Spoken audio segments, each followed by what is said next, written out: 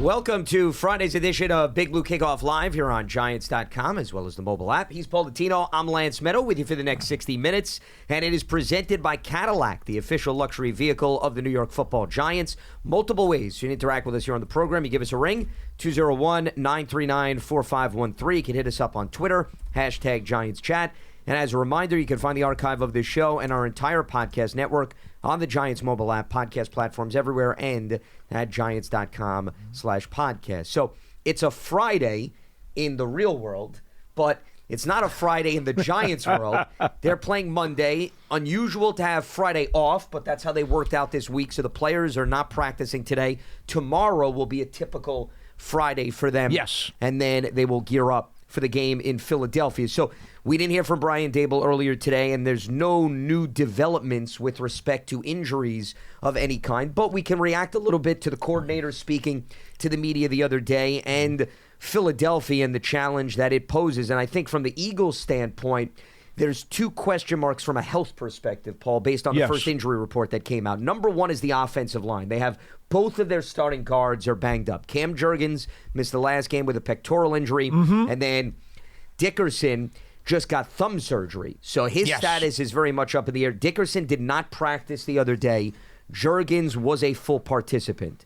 So Landon's status is right now a question mark. From what I heard, it seems like Jurgens is trending in the right direction to be back out there. The other player to monitor is Avonte Maddox, their nickel corner. He's been on IR since week 2. They just started up his clock. He was a full participant in practice the other day. Now, just because he practices this week, Paul, does not mean they're going to activate him. It's possible they take their time, but that would bolster a secondary that does not have Darius Slay, because he just underwent knee surgery. James Bradbury has been struggling, the former Giant, and they've had a mix and match of personnel back there. They've got a nice pair of safeties, but Maddox would help stabilize what has been an issue for them on the back end a little bit this season. Their back seven, in all honesty, is the reason that you could label them, I said this the other day on the program, you could label them a mediocre defense. They've actually allowed more points than the Giants have this year. Three more points. They have the worst third down defense in the NFL right now. They've given up 30 touchdown passes, which is the second most in the NFL.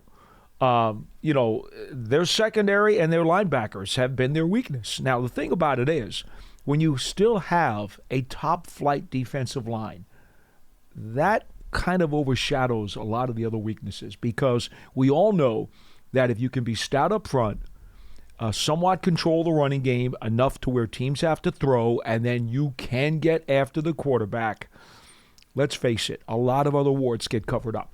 And this is why the team is still 10-4, even though, and we had some arguments with some callers the other day, Lance. I know you were not on the program, but John and I had to take some calls. And even Charlie's like, oh, this Eagles team is better than the Eagles team of last year. Absolutely not. Absolutely not. The back seven of this Eagles defense is very vulnerable. And on times when their front cannot do damage, they become very susceptible to getting beat. And their front hasn't been as effective in getting after the quarterback. They're still pretty good. No, still pretty good. But what I'm saying is, it just goes to show you when they don't get home. I agree with you, Paul, that they leave issues on the back end, and if the back end can't clean it up, it becomes a problem area. Because, the other thing, which just goes to show you why the Eagles are not as good as they were last year, and we could sit here and analyze all the numbers on the offensive and the defensive side, Paul, but I would point to 9 of their 14 games this season have been decided by one score. They've been playing a lot of tight games. They're not running away from the opposition. They're not beating them up. The Eagles are not a juggernaut. That doesn't mean that they're not a good team. It's just they're not as dominant as they were last season. And a big part of that is Jalen Hurts' numbers have also dipped across the board. He's doubles his interceptions. His passer rating is down. Passing yardage per game is down. He does have 14 rushing touchdowns, so that has helped them. But they're not as dynamic and as explosive, and they're not as good at taking away the football as they were last season. Paul, to me, it's amazing, and this just goes to show you, we've had conversations like this. As much as scheme can help take away the football, okay? There are good coordinators that get their players to be in position to make those type of plays. But it's unreliable. You go from one season top of the list to the next season, middle of the pack. So the Eagles are an example of they were one of the top teams in turnover differential. They're -6 this year because they're turning it over a lot more, and they're not then bringing it back the other way. The other thing that I think spells out what I'm talking about, they've got a point differential of +18.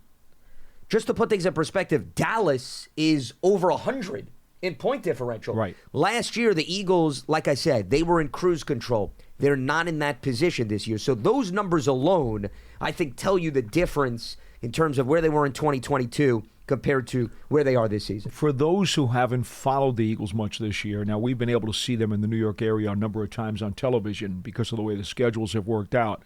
It's quite clear that age, injuries, and team speed have been 3 issues in the back 7 of their defense. And when those 3 things converge, you start to see cracks in the wall. And that's what's happened. Now, Philadelphia is still 10-4. They are still a top shelf team. But they are now, at this time, well behind San Francisco, in my opinion, as favorites in the NFC East. And quite frankly, Dallas has performed a lot better than I thought they would, but especially at home, where they have been absolutely incredible at home. Not as much on the road. So it's going to be very important for Dallas, if they think they got any chance of sniffing the Super Bowl, they've got to be home for the playoffs. I don't see the same team on the road. The Cowboys are the Dolphins of the NFC. Miami is unbelievable at home. They are not the same team on the road. And that's what separates the Miami Dolphins, the Dallas Cowboys, from the more so elite teams. If you're going to say they're top shelf teams, you can say that they're heavyweights, but you want the real championship heavyweight contender, you're talking San Francisco. You can talk Dallas half the time. You could talk Miami half the time. But that's what it comes down to right now. I think the Ravens are now kind of asserting themselves as potentially one of those teams up there too.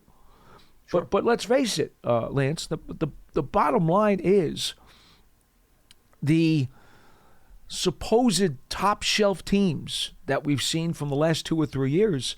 I mean, the Bengals have warts, the Chiefs have warts, the Eagles have warts. Everybody has question marks, yeah. There are more and more question marks among the top shelf teams in the league than probably the last 4 or 5 years. Well, I think the NFC is very top heavy. It's the Niners, the Cowboys, the Eagles, and then the Lions I'd put right behind them. John wanted to put the Lions on that shelf too. I think they're a little shorter. My issue little underneath. And I would agree with you. My issue with Detroit is their defense is unreliable. Yeah. It's very unpredictable. And they were like that last season. I think Dallas, Philadelphia, and San Francisco have defenses that are far more consistent. Mm-hmm. So that's why I will not put the Lions in that group. I'll put them right behind. In the AFC, I don't think it's as top heavy. I think it's more dispersed across the board. That's fair. So I think you could have a few more wild card teams that could have a legitimate shot to do damage in the AFC compared to what we may see in the NFC. That's the difference I see between both of these conferences. Well, outside of San Francisco, there are major flaws, at least one major flaw on every other of the contenders. Seriously, I mean, the Niners are about as complete a team as you're going to find when fully healthy. There's in no today's game. Sure, yeah. Okay, that's why we go back to this whole thing about the eras of football and stuff. That's why this era of football is kind of hard for me to digest. I much preferred it back in the 80s, 70s, and 80s when you had 5 or 6 teams that were top shelf, didn't have warts, were as complete as could be. And, there will be those who say, well, you kind of restricted the amount of people who had a chance to win. Well, you did. But the line of division included many more teams than it does today.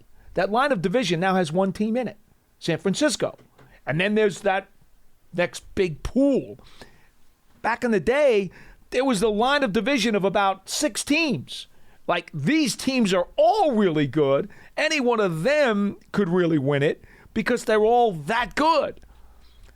It's just a different combination. It's a different mixture. from what we had in those days. I preferred it the other way myself, but it is what it is. In fairness, though, what I think we see more often than not in the playoffs, sometimes the teams that don't appear to be dominant in the regular season can have success because it's a one-game format. And no doubt. That could open the door for just about anybody. Well, for that's example, what the 3 wild cards did. Yeah. It gave those people life. So that's why I'm not willing to count out any of the teams that may not win the division this year, because they very well could get hot. I mean, you brought up Cincinnati. Well, Jake Browning has probably performed much better than most backup quarterbacks who have taken over. And right now, if the Bengals, if they get Jamar Chase healthy, I probably don't want to see Cincinnati in the postseason if I'm one of those division winners. I understand. Because I think the Bengals could be a dangerous team. You know the real enigma, and you may disagree, but I got a feeling you will agree. Spags got this Chiefs defense to play better than they have in recent years. Without a doubt. And it's the other side of the ball that has really had the ebbs and the flows. Whether or not Tyreek Hill really deserves that much credit for being their fuel as he was for a couple of years there, that Chiefs offense is no longer an offense that scares the living hell out of you anymore. Yeah, I would agree. I mean, I think Spags has done a fantastic job. You go back to earlier in the season, the Chiefs, they were winning games where they'd score 17 points, which was unheard of. Normally they'd have to outscore everybody. Though the Chiefs did a nice job, Paul, last season without Tyreek Hill. So I'm not going to all of a sudden say the absence of Tyreek Hill has completely forced the offense to disappear. I think the problem this year is some of the players, the complements last season that made plays, have not done it as consistently. For example, Valdez-Scantling and Toney, there's a reason why the Chiefs lead the NFL in drop passes this year. Those were not as prevalent last season as they are now in 2023. And that's what's really done them in. To bring the conversation back into the Giants room, and why I really wanted to have this kind of chat with you, is because you're looking at an NFL that has such a wide pool of teams in that second division after the 49ers. And again, the other teams that may be just a little bit on the edge of the pool. But then the rest of it is a very wide pool. That's important to understand, because when you're the New York Giants and you are trying to build something here in the second year of this coaching staff and this administration, you don't have to be as good as the elite teams were in the 80s or in the early 90s. You don't. To be a contender in today's NFL, to be honest, folks, you just have to be a little bit better than mediocre, and you have a chance. So the bar or the standard, what you have to get to be competitive in this league in 2023 and to maybe get to a Super Bowl in 2023, you're not having to climb 15 stories to do it anymore. The way this league is built and the way the quicksand of mediocrity has enveloped most of the NFL, you only have to go 9 stories to now be a legitimate team that can make a couple of playoff victories. That's just the way it is now. And I stress that because as we close this 2023 season and people try to figure out, well, where are the Giants and where do they have to go? Okay, we know that because of the matchup against Philly, specifically their D-line in the trenches against the Giants' offensive line, which in all its machinations has struggled. And Dallas, too. And Dallas, too. Well. Yeah. That's a problem because there are 2 teams in this division that have a matchup nightmare for the Giants. But as far as the rest of the NFC is concerned, and I know they just lost a terrible performance down in New Orleans, but this team is not that far away. We talked about it. The Bills game, the Jets game. Those were 2 games that, by all rights, those were wins. Well, what would 2 wins do to the standings right now? They'd be in with the rest of those folks who are all beating each other over the head trying to nail down a wild card spot. So you're not that far away. But I think the problem is, unlike some of the other teams that at least you have a little bit more faith in, is you've got an idea of what their identity is. You have an idea of what you're going to see on a week-to-week basis. I don't know if we've gotten that. Do you really in this league, though? Giants. Do you really? Look, I have some friends who like to partake in predictions and trying to make profits out of those things. Okay, yes. I personally abhor. You danced around that one nicely. Well, Yes. I abhor people who spend so much time and investment in that stuff. I just love the game. Sure. I don't need any enhancement to enjoy watching a football game. Okay, I love the game. That's what gets me, all lathered up. I don't need enhancements. This is some description. Well, for those people who need enhancements, I love the word enhancements. They can't stand the fact that so many teams in this league are Jekyll and Hyde. True. Well, That's what the quicksand of mediocrity produces. Jekyll and Hyde football. You don't know week to week what the hell you're getting. no, there is validity behind that, but nobody's going to go 17-0 in today's NFL. It's unheard of. So there's going to be steps back for even the premier teams. What did the 2007 Patriots do? What did they do? True, but that's the one example that you And of give. course, again, here's the problem. That's also 16 years ago. Correct. But outside of the Patriots, who else threatened to that degree? That's my point. I know. So everyone's going to have a hiccup. So I don't look at that as a negative, but I think if you went down the list, and I know we were talking about maybe San Francisco and Baltimore have separated themselves, but Miami has a really good run game. I think if they handle themselves in the trenches, Raheem Mostert and Devon Achane, they can pound the football. Tyreek Hill and Jalen Waddle are going to win their routes, and if two is on point, they're going to have those explosive plays. Yes. We talked about Kansas City's defense has been fairly reliable. Cleveland's defense has been fairly reliable. Yeah, but every single one of these teams has proven that they can throw out miserable games on a given weekend. Sure. Not just get beat. I'm talking about literally lay an egg. Just be dreadful. Sure. Well, I mean, look, that's the Jekyll and Hyde stuff that I really have a hard time stomaching. I don't mind if a good team goes out there and gets beat by another good team, or plays pretty well and there's a fluke call or a fluke turnover and they lose the game. No, every single Monday or Tuesday morning, if you prefer, after Monday Night Football. Every single one of us NFL fans is sitting there and looking at the scores from the weekend and saying, how did that game happen? How did that other game happen? Sure. And how did this game happen? This is ridiculous. There's no way that should have happened. But teams are so Jekyll and Hyde. Most of the teams in this league are now. That's not good.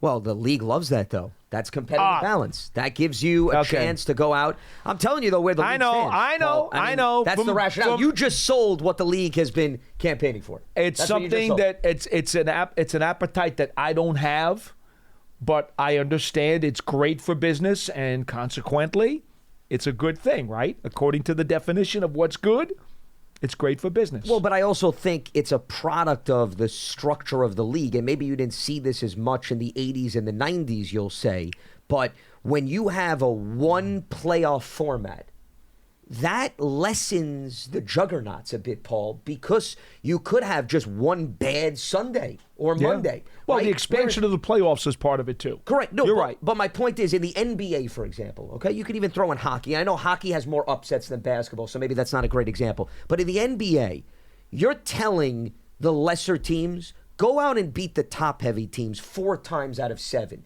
The percentage favors the higher seeds, does it You're not? right. You're right. So it's very hard to pull off an upset in the NBA because you're not laying out this in-season tournament structure that they just had. Okay, that's not the postseason, where maybe a mediocre team could go out and win 3 straight games in a December stretch. Now go do that within a small period of time in 7 games, win 4. I like the chances of the higher seed. Okay, in football, you could open the door for a wild card because you're telling them go out and beat the number 1 seed one time on any given Sunday. No doubt. So my point is the NFL structure, I think, allows that competitive balance and parity by design as well. The mathematics of the postseason tournament absolutely lend itself to a wider mixture of possibilities. I would never dispute that, and I don't have a problem with that. That's what makes NFL playoff games so incredible, is that you are one and done. Sure. Okay, and so the intensity and the emotion of an NFL playoff game is off the charts that morning. Trust me, I know. I've been bouncing off the ceilings enough during my career. But having said that, okay, because of the rest of the business restrictions in this league, specifically the salary cap, you also can significantly cripple a team's chances just with even one significant injury. All of a sudden, boom. Now because it's a one and done, you got a huge problem. Look, be that as it may, this all goes back to what I'm telling you folks. There are a lot of longtime Giants fans out there who are saying, well, they got to get all the way up to here to be a playoff team. The answer is, in today's NFL, you only got to get to here to be a playoff team. So the trek isn't as far to get as it used to be.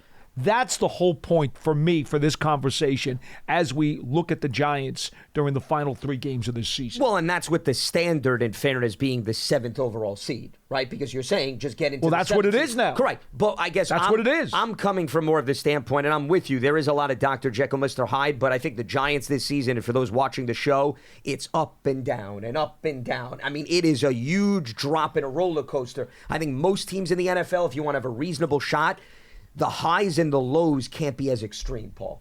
With the Giants, they've been extreme over the last decade, and that's where they have to make, I would say, a bigger jump. You're right. The bar to get into the playoffs is not overwhelming. Lower. It's a lot lower. The bar to remain in the dialogue and do it year in and year out, you've got to cut down the extremes. And you've got to cut down the extremes against the Eagles and the Cowboys, because before I let you respond to that, Saquon spoke to the media the other day, and I thought he summed it up beautifully. Mm-hmm. He was asked about going to Philly, because Saquon has yet to win a game, by the way, in Philadelphia. The Giants have lost 10 straight games at the Link, including one playoff game, and that goes back to 2013 when Justin Pugh was a rookie. Week 8, 2013. To put things in perspective, Michael Vick started that game for the Eagles. Matt Barkley filled in for him because Vick couldn't finish, and Barkley is now on the Giants. So it really that's when the Giants full circle. Punished that Eagles team that day.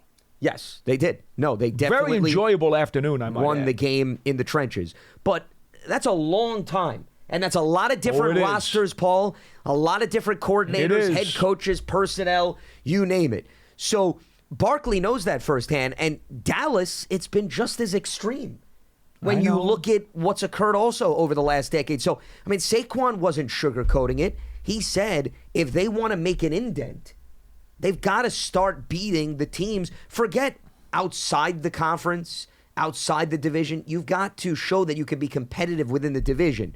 And outside of Washington, they have struggled immensely to do that. So when we're talking about jumps, that's where the first hurdle has to begin. Well, they always tell you got to win your divisional games, and the Giants are challenged, at least in the last decade, by 4 divisional games. Not so much Washington, because they own Washington. But at best, that means you're going to go 2-4. And that's the problem, because outside the division, I'm usually not that much concerned because of the quicksand of mediocrity. But the problem is you've got these 2 teams in the division that have matchup headaches, cause matchup headaches for the Giants. And so this is a chance now on Sunday. Ultimately, this is the chance for them to try to show some fight against Philadelphia, knowing that it is a matchup problem. They are shorthanded in terms of overall talent up against the line of scrimmage. We know that Dexter Lawrence is hurting. We know that the offensive line is coming off a very, very rough game against New Orleans. And so, like Justin Pugh said the other day, be a man about it. This is a chance to show some redemption, show some fight, show some manhood. For that, I'm glad for this team, because it is an opportunity to try to throw some punches, to figuratively, not literally, folks, figuratively throw some punches and at least tell the Eagles that, hey, it's going to start being different sometime real soon. I think you look at Monday's game, just to sum things up before we open up the phone lines here. The question is, can the Giants capitalize on a few of these Eagles' problem areas that we talked about at the top? Can you be very effective, Paul, on third down? Third down has been a horror show for the Eagles this season.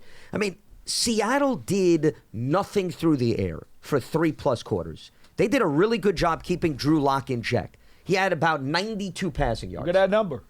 47% allowed on third down, last in the National Football League. And I would say round it up to 48 because it's 47.7 there. So it's bad. And what I was going to use as an example, that Seattle drive, that last drive when the Seahawks scored the go-ahead touchdown, Seattle faced 2 3rd and 10s, Paul. 3rd and 10s we're talking about. We're not talking about 3rd and 4s, 3rd and 5s. 3rd and 10s. Now, DK Metcalf made a heck of a grab on one of them. You got to give him credit. Playing above the X's and the O's. Yep. Got to do it.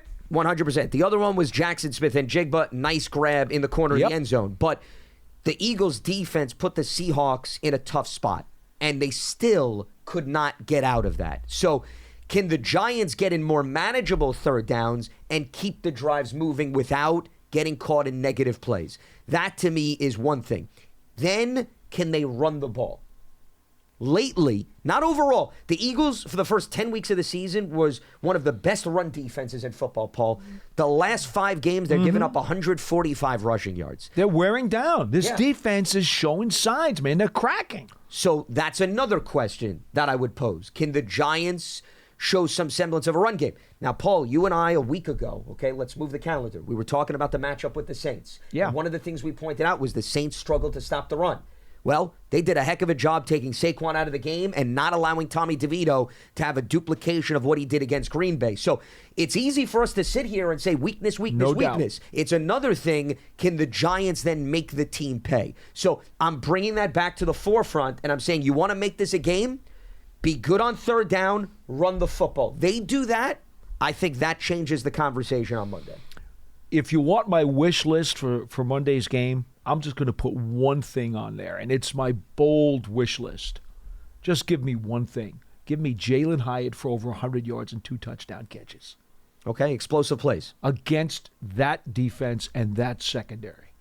Give me a Victor Cruz-type performance at the link so that Jalen Hyatt totally gets off and says, guess what, folks? The New York Giants are in your house, and we're going to be heard from. Jalen Hyatt making a bunch of big plays. I would love nothing more than that. So you're going old school Victor Cruz on Nnamdi Asomugha. There you go. Correct, right? Nice. When he made that grab. Very nice. Yes. Oh, I remember that. Absolutely. Those battle royales. All right. We'll definitely get more into the matchup as we move forward here on Friday's BBKL. Few reminders, Giants Huddle Podcast. You can check it out. Subscribe on your favorite podcast platform. Go to giants.com/podcasts.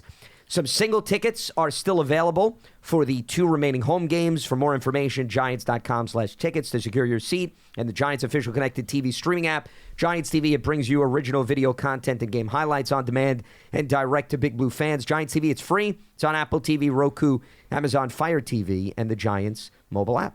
All right, let's open up the lines. Jonathan is in Westchester, getting us started here on BBKL. What's happening, Jonathan? What do you got for us? Hey, how are you guys? Doing well. Hi. What's on your mind? So earlier in this week, I think it was Paul, you and John were talking about Evan Neal, regaining health and getting back in there when he is healthy. So I wanted to ask you today about another guy who's been battling injuries. And this is a guy who I really haven't heard anything about this year. I know he was injured last year, and he's been on PUP all year this year. Aaron Robinson. Yeah, Aaron Robinson. Yep. That's it. Aaron Could see that one a mile away. I love the kid, and I think he's got a lot of skills and talent. But basically, it seems like this year may be a wash for him. You know, it's been a long struggle and a long rehab. And we do see him around the locker room during the course of the week. And, he doesn't have any answers either. He's not sure when he'll be back on the field. I would love to believe that, he'll at least be activated here down the stretch. I don't know that that's possible. Especially with the clock ticking here. And if it means that he's going to have to go another whole offseason of rehab to get right, well, you know what? Then let him come back to camp next year and fight for a job. Yeah, I look at this as a redshirt year for Aaron Robinson. Yeah. Brian Dable, I want to say maybe 2-3 weeks ago, was asked, Paul, about him. He had no Wasn't answer. very encouraged, though, in terms of Didn't his seem like response. And that's my interpretation. Didn't I don't want to seem put words like in it. his mouth, but they did ask him, a few reporters, and he didn't seem to give you an indication that it's promising for him to return. And it was a pretty significant knee injury for Aaron Robinson. So Big time. I don't think it's that surprising that we haven't seen him on the field. So when you take all that into consideration, Jonathan, I would say the best chance of seeing Aaron Robinson is probably going to be 2024. Okay. Yeah, I mean, I feel badly for the guy. I know. Yeah, the Giants, they traded up, I think, to take him, in 2021. For me, he's a better boundary corner than he is a slot corner. When the Giants were forced out of necessity to play him in the slot as a rookie, he did not fare well. I don't think that's his best position. And you figure Adoree Jackson's a free agent at the end of the year, and it will probably cost some bucks to keep him. Don't know how that's going to turn out. So the Giants, between Hawkins, who they drafted this year, hopefully Aaron Robinson coming back, I still think Flott is better on the boundary than he is in the slot. I still believe that. But, you hope that the Giants have some numbers there.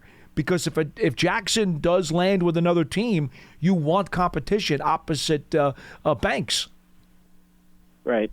Yeah, and you guys can check me on this. I think Robinson has only played in 11 games over the course of his career. And he's going into the final year of his rookie deal. So sure. Well, I mean, think about it. He lost the bulk of last season. He hasn't played this year. So, I mean, I can look up the numbers, but that sounds accurate based on the fact that a year and a half of his career on a 4-year contract, because he was a third-round pick, so you don't get that fifth year. It's understandable that you're not going to log a lot of snaps and you're not going to log a lot of games. And I just brought it up, 11 games, 9 games in 2021, 2 in 2022. Yeah, so that's it.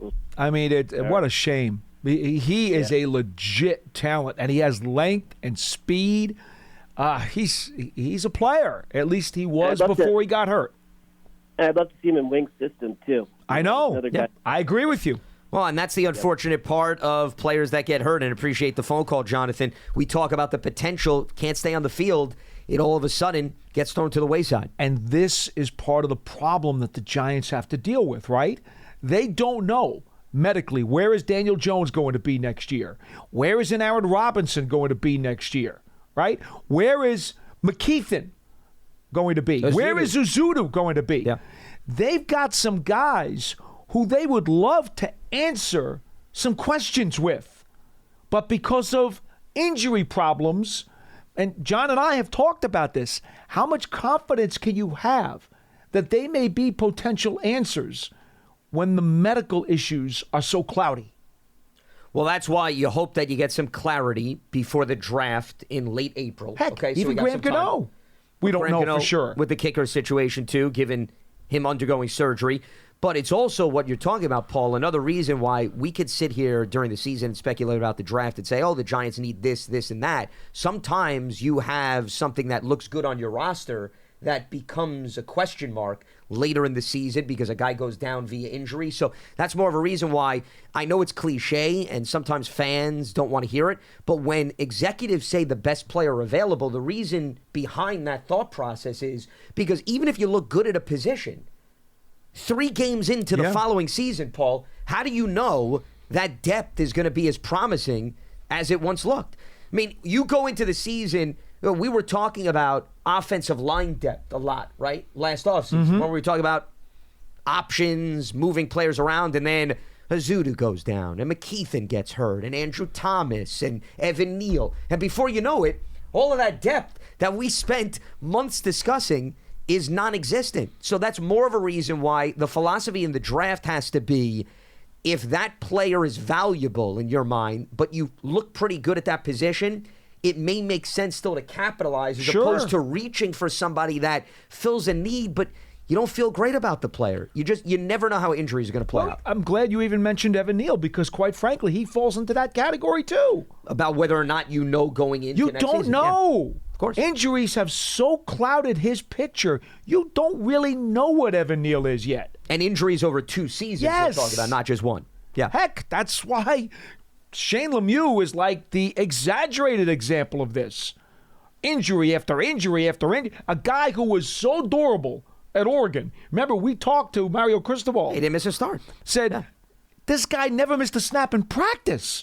I mean, they would try getting him out with a crowbar, and he wouldn't want to take a practice snap off. He was the definition of durability at Oregon. He started, by the way, I just looked it up, 52 consecutive games at left guard for Oregon during his college career. He gets to the Giants, and every bolt of lightning that could hit this guy has hit this guy through 4 years. To the point where now, I just don't know that you could put any faith in the durability factor that would give him a chance. I just don't see how. And it's killing him. I've talked to him so many times about this. He's like, I don't know what happened. I've never had to deal with this in the past. People will say college players get hurt. That makes pro players who get hurt. He wasn't hurt. And you look through recent and past Giants history, not to belabor the point, but there's been a lot of players that they've selected that unfortunately didn't survive because of injury. I mean, another guy that comes to mind, Ryan Connolly. Remember the 5th round pick in 2019? Nice linebacker. And then he wound up getting even hurt. when he went to the Vikings, though, it never panned out for him. But you could argue he maybe never the was able to injury took rebound. the toll, though. No question. Right? Okay. No question. He never wound up panning out, and the Giants actually were right to cut bait on him sooner rather than later. Well, I'm not disputing, because he never was able to bounce back. And I'm not bringing that up to dispute the decision of the team. I'm just giving you another example of a player that looked to have some nice promise, right, and then gets hurt. And I'll give you one more, and he's still on the team. What do you do with Azeez Ojulari? Well, there's another one. I mean, through the first 2 years, when he's on the field, productive. Had trouble staying on the field. This year, having trouble staying on the field. When he's been on the field, hasn't been the same player. Maybe the injuries of the first 2.5 seasons have impacted his now on-field ability. Maybe. I don't know the answer to that. The Giants have to figure that out, which is one of the reasons why I've even said to John, my top priority, if the value is there, again, the value is there, I wouldn't mind if they took the first-round pick and used it on a pass rusher. I would not mind that at all. Absolutely. Yeah. Well, especially based on the performance of the group this season. I think with Ojulari, just to answer your question right now, that's a market decision. How does the market play out for a player like that, Paul? Because sometimes teams don't want to take chances on these other guys. And if the market allows you to say, all right, we'll go another year and see whether or not you can stay healthy and be productive, you got to entertain that. I mean, you look at when he's on the field, the guy's productive. But the problem is the sample size is very, very small. And it's the old bang for the buck story, right? If you're going to invest in a player, you want to get there's not a lot of financial risk in keeping him for next year. Correct. That'll be the but I'm fourth year saying of the that deal. if you're talking about beyond that. But is what I'm saying, when you have to make a decision you're and the trying to market comes build into this play. team, and you want to build this team with guys who you think you can count on. Sure. I can't blame them if they doubt him right now. I can't. Before we head back to the lines, I'm just perusing recent and past draft history. Another guy I'd bring up, Weston Richburg. And he battled injuries towards the latter part of his Giants tenure. And then went to San Francisco and also had knee issues when he went there. Yeah. So gave them, I think, one decent season, really, but to be frank. Couldn't hold up. So you're going to find several examples, unfortunately, where you draft a player, you hope for the best, and the injury bug has other plans. And we've seen that time and time again. Let's head back to the phone lines. We check in with Ron in New Jersey. Ron, what's happening? What do you got for us? Hey guys. Happy holidays. You too. And thanks for the show. Always appreciate it. And by the way, my tickets are in the West Club, so I pass you guys pregame all the time. I like the trivia games. Paul, I like you out there chatting with everybody. Thanks for showing us some interest in us. We appreciate it. So we had a miracle in the Meadowlands once, which wasn't so good, of course. So I've never seen a Christmas miracle, but I'm hoping for one this Monday. That would make the season a lot better. Okay. But here's my question along what you guys are just talking about. I haven't gotten a good read on John Michael Schmidt. I think he's solid, but you guys see it better. And the reason I'm asking gets into this philosophical question you're just talking about. We need a guard for sure, maybe two. I've changed my view on the draft where unless you're a first, second, third, and there's a chance for a stud, I'd rather have more picks. So I'd rather trade back and have 3, 4 second-round picks, 2, 3 third-round picks. What's your insights on that? There's no right or wrong answer, I realize. Sure. I don't know what the Giants draft board looks like, especially at the positions that they may covet the most, to really have an opinion on that right now. Once I get to the combine, That's where I really pick up a lot of my draft intel, and I really start to try to narrow it down. I mean, we've talked about this 100,000 times. Free agency's first, too. And that's going to fill up some of your holes before you worry about the draft. I will say this. We know that Joe Schoen is not afraid to shake and move. He's made that very clear to us, and he's already shown the evidence that he's not afraid to go get more picks or trade picks, for that matter. So I would never rule anything out with him. I mean, that's about the best answer I could give you today. Yeah, I think it comes down to – go ahead. Yeah. Well, you guys were talking about the injuries. I have no evidence for this. It strikes me there's more injuries than ever. By the way, it's another reason Eli should be in the Hall of Fame. You know, we took that for granted. No doubt. But it's so much of a roll of the dice. I look at some of the quarterbacks, your Dak, your Purdy, even our guy Tommy. Guys who aren't drafted first, second, third. Ask the Jets have that worked out for them, right? Yeah. So, sure. I don't know, maybe I'm copping out, but just saying more bodies gives you more of a chance. Well, but it's not, to me, it's not so much, Ron, more bodies, it's more good bodies, more productive bodies, okay? So, just saying I want 11 draft picks for the sake of saying I want 11 draft picks is great, but if the players don't produce when you call upon them, what good is that? So I think, to me, my philosophy that I like to subscribe to is if you're on the board and you have a lot of guys that are still available that you're very high on, you take the player. You don't even think about, well, we may get an extra 4th-round pick or an extra 5th-rounder, and we'll bring in an extra body. Now, if you're in a group of players where there's no love fest and you're willing to move down and take a flyer on another guy, all right, then maybe you weigh adding another pick. I mean, for example, Joe Schoen, his first year, they acquired 11 picks in 2022. Right. Okay? So that year, they got Micah McFadden in the 5th round. Micah's turned out to be a really nice get. Okay? Sure. So that's a good example. DJ Davidson was also a 5th round pick that year, and, we'll see what happens with Marcus McKeithen. He was their 3rd 5th round pick, but unfortunately, he's dealt with some injuries. Bellinger, they got in the 4th round. Mm-hmm. I mean, I'm naming several players that have been productive. So that draft turned out to be nice, at least in the early going, but every draft is not like that, where we're going to count 4 or 5 4th and 5th rounders that step up and produce. Where did you want to pick up the extra picks, if I may ask? Where did you want to get them?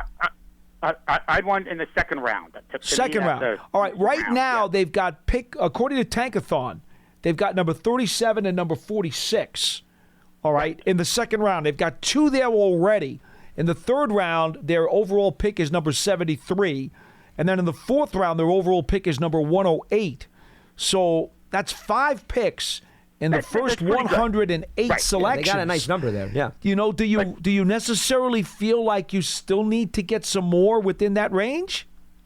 It depends. If I have a stud receiver I really want, a stud offensive lineman, best player available, George Young, sure. Yeah. But if you can get for that 1st round pick, if we're like in 10th and get a 2nd and a 3rd, I'd consider that if I could find somebody to make that trade. Fair enough. Yeah. I don't rule anything out. And appreciate the phone call, Ron. Thank you. And, once again, it goes back to how does Joe Schoen and his scouting department and the staff feel about the players available at 10? Because I know Giants fans, they love to bring up in the coulda, woulda, shoulda world, and we still don't know what would have happened if the Giants held on to the pick. But the year that you had Micah Parsons and Rashawn Slater still on the board, and they moved down and they grabbed Tony. Now, granted, they got a lot after that trade, okay? Right. So you still need to take that into consideration. But the point is, it's all in the eye of the beholder. If the organization doesn't feel great about any of those guys that are available, you can understand why they want to move down and they feel they could still get good value. But if you really like one of the guys that's still there, then to me, that's enough. You got to do it. You stay where you are. Got to take them. Yeah. You got to take them. And you don't move. Look, this draft is enough of a crapshoot that if you aren't fully in and apply total conviction to a pick, well, then what are you doing making the selection? You better be really sure and really confident, because even with that confidence, there's a great percentage telling you that there's a chance the guy doesn't work out.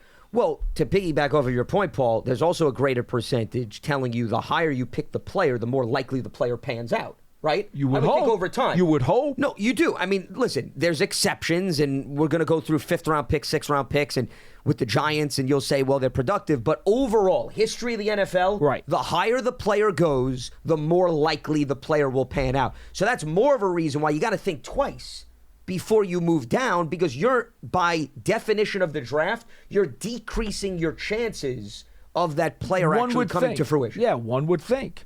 Then again, you've got, even the undrafted rookie free agents, and we have seen a bunch of those guys, specifically at wide receiver and defensive back, who have actually come into the league without being drafted at all, and then still turned in terrific careers, which always goes to show you, and we talk about this all the time, that's the mystery 8th round of the draft. Yeah. Which is still greatly significant. You invest so much money and time and manpower into scouting, doing everything you can to try to find guys who are going to be talented enough to not just make your team, but to make your team significantly better. It's not an exact science. It will never be an exact science. So all you can do is take your best swing when you're up on the board. That's it, Lance. That's it. And to me right now, it's too premature to even take a guess as to what the Giants will want to do in terms of movement. Let's head back to the phone lines. We got Randy in California here on BBKL. What's happening, Randy? Hey, good afternoon, guys. I just want to tell you guys thank you for the content and wish you and your families a Merry Christmas. You too. Thank you. I had a question. They were saying that we're on razor's edge of making the playoffs. Do we know what scenario that will play out on Sunday would actually eliminate us? I've seen it. I've seen it. I did not really pay much attention. Do you have it, Lance? I'm going to try to bring it up. Yeah. I mean, I could tell you they lose to the Eagles. That's over. It won't matter. I mean, it really won't matter. That's the one game that pulls the pin out there. I mean, I think, Randy, I guess you're asking the question because you want to see whether or not they'll know their fate even before the Monday game. Is that what you're getting at? Exactly. Okay. No, that's a fair question. Exactly. Yeah. Right. And were you thinking of going? Is that the dilemma? Are you going to Philly? No. I would love to clip the Eagles. I mean, Eagle, whatever you want to call them. I call them the Eagles, but whatever. I'm in California, so I call them the Eagles. So, okay. I would love to see Shane and them if we lose, if it's mathematically done on Sunday, right? I would like to see them just let some of the young players come out, right, and treat the rest of the season like a preseason, and see what players you want to keep and who you want to get rid of. I understand the thought. I understand the thought. I mean, I understand we want to beat the Eagles, and you know what? I do too. We all do, right? Because we hate them, right? It's a fact, right? I'm sorry. I've hated them since 1980, 81. So don't get me started on that. But that's okay. Hey, remember you beat the Eagles in the '81 playoffs. Just remember that at the old vet. Yes, the Wally Henry game. Right? Boy, was that fun. And hey, my favorite tight ends are Bavaro and Cross. I love those guys. There you go. I didn't like Shockey too much because he was too, whatever. But anyway, but those are my two favorites, right? And I just want to know, would you guys go into preseason mode on Sunday if we're mathematically done and out of it? Or would you tell your players that we're already mathematically, you know what I mean? Or would you just go at it on Sunday and just let it out? Well, Randy, I would say the Giants already have a young roster, okay, by definition. They're playing a lot of young guys. Just out of curiosity, okay, if we go down that hypothetical road, who are you dying to see that you haven't seen yet? I guess that's my question to you. Who needs to play that has not been exposed? Right. Well, you got some players on defense and offense that don't get a lot of playing time, right? You got some guys on a practice squad you might want to take a look at, right? Well, but I would say there's a reason why they're on the practice squad. Listen, they've been through so many injuries this season, Randy. Don't you think if the coaching staff thought there was going to be a savior, that they probably would have exposed those players? I mean, you look at, on defense, Deonte Banks, you want him to play? Trey Hawkins, you want to argue, maybe you want to see him a little bit more. Okay, but I mean, he played earlier in the season. I'm going to help our caller out. Yeah. You want three names who you would really be curious to see. I think you'd be curious to see Eric Gray run the ball more, right? You'd love to see him maybe get a half of action in to see what he can do more as a runner in a real game. because we saw during camp he looked like he's a good pick. But we don't know much about him because in the regular season, he's barely touched the ball. Well, when Barkley was hurt, though, came in a little bit. Very small sample size. I think, right? Yeah, so you'd like to see more of him. You'd like to see more probably of Trey Hawkins, right? And you'd probably like to see Javarius Owens, who's not gotten a jersey on game day. I mean, he's on the 53. Right. He was a late third-day pick, made the roster as a safety, had a nice camp and a nice preseason, and we haven't seen him in a regular season game. So my guess is those are three guys you'd probably like to see. And then I guess maybe you throw out Jordan Riley as well? Yeah, but you probably would like to see Jordan Riley too. Riley I'll give you as well. Right. So I think I understand your perspective. Some of those guys play, right? That way we know if we want to keep them. Yeah, and I totally understand. You know, I don't know that I totally agree, but I totally understand. Right, because there's nothing to play for. So, you don't get much of a preseason in the regular part of it anyway, right? So use this to your advantage right now, right? And take a look at what you got and what you want to keep young players. Sure. Right? And listen, Randy, we'll let you go on that note. I appreciate the phone call. And that may be part of the philosophy the coaches have, but I'll go back to Brian Dable has been asked about this ever since the Giants put themselves in a very deep You play to win the game. And his response has always been, and I don't think it's just saying it for the sake of saying it. If you watch then who winds up playing on game day. Oh, he means it. Let's put it this way, okay?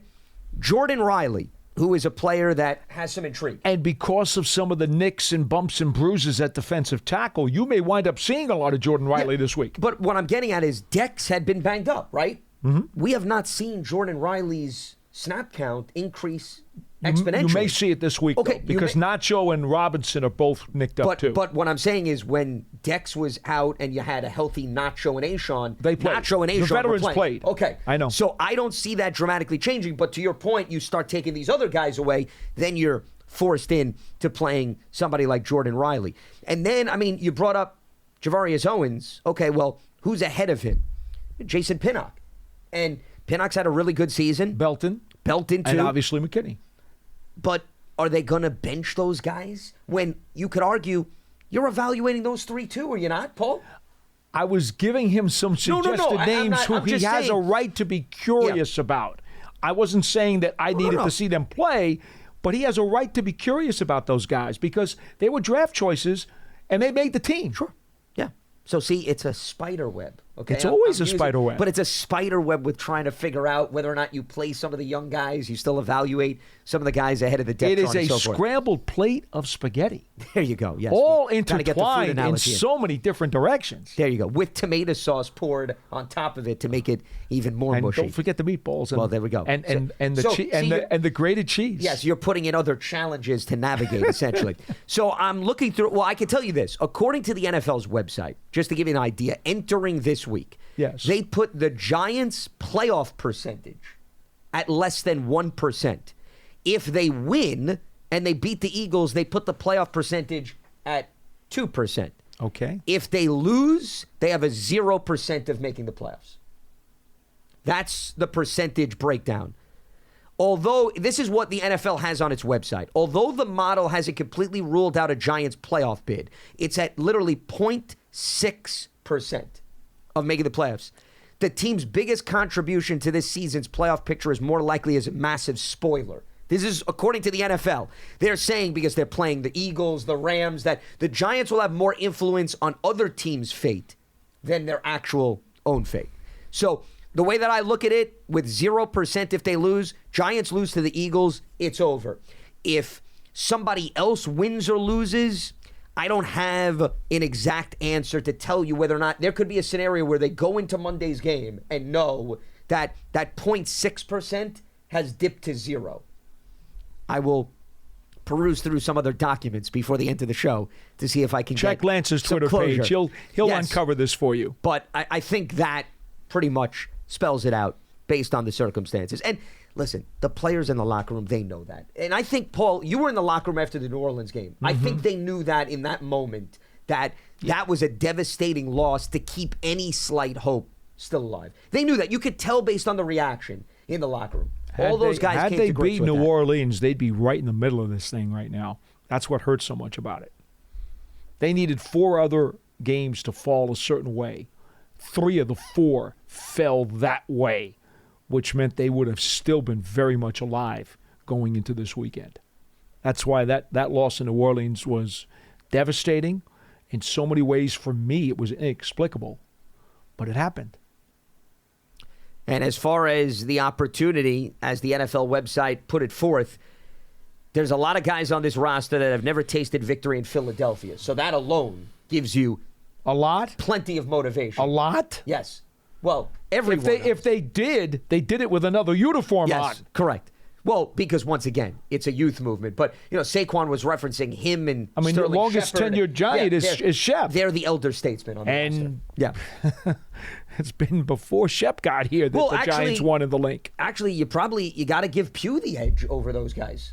I know Pugh because left, but Pugh actually... He got one in 2013. So he got one. Pugh is the one that actually has a leg up on everybody else on the roster. But the point is...